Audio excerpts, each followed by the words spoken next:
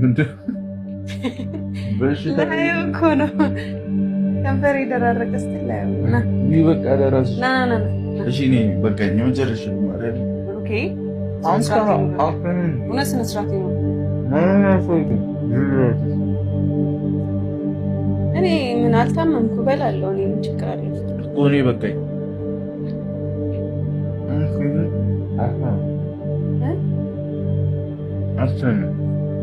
ለምንድን ነው በቃኝ?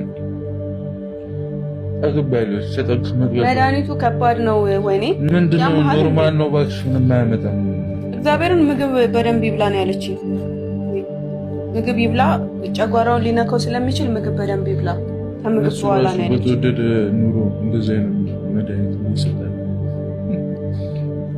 ግን በእውነት ደህና ነኝ። እሺ ፋሚሊያንስ እንዳጨነ ያው ዛሬ ስንጠፋ እንዳይጨንቃቸው ብዬ ነው። በኋላም ቀጠሮ አለና ወይኔ ሰዓት ደግሞ እየደረሰ ነው። ዋው እንግዲህ አዞብኛል። ያው እንትናል አይቀርልኝ በጣም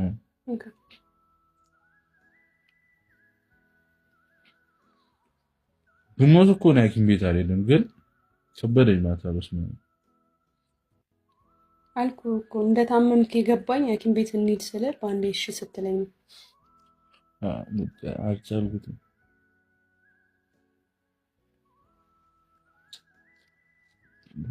አቅማችን ነው። ግን ጤናን የመሰለ ነገር የለም። ፈጣሪን ማመስገን ነው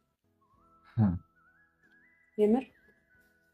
ስንት ነገር ጉረሽ ለራስሽ ይሄ ላንተ ነው ያዘጋጀሁት እኮ ጉረሽ ለራስሽ። ኧረ በማርያም ወይኔ እኔ በእናትህ ችካት በቃኝ፣ ማርያምን በቃኝሽ። ማታ እንቅልፍ አልተኛውም እኮ በቃኝ። አናደኝ። ትንሽ ነው፣ ግማሽ እንጀራ አድርጌ እኮ ነው ያመጣሁት። ይሄን መጨረስ እንዴት ይከብዳል?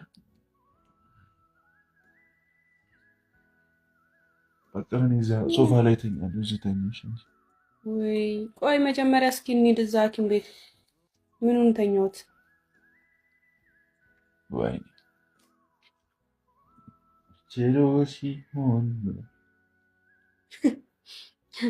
እኔ ያሳካኝ ማታ በቃ ደም ስትሰጥ ብቻ ነው።